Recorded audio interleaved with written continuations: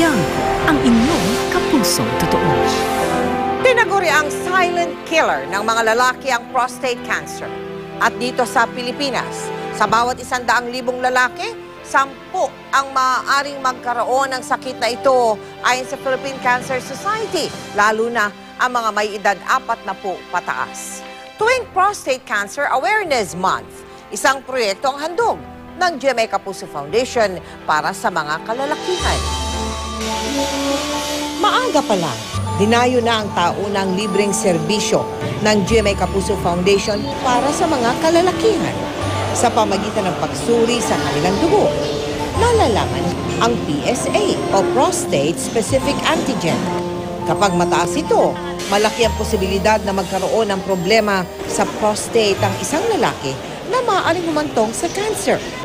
Pero ano nga ba ang prostate? Ang prostate kasi yun yung isang organ sa lalaki na ang purpose niya lang is mag-deliver ng parang added na likido sa kasabay ng similya.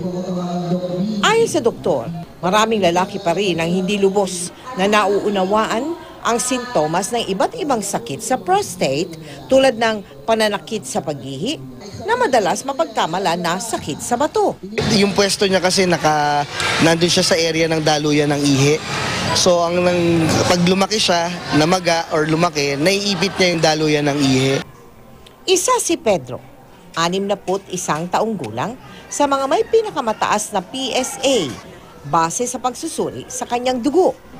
5 taon na rin siyang nakakaramdam ng pananakit sa pag-ihi. Ang mga ihi ko minsan putol-putol. Minsan masakit ang pag-ihi.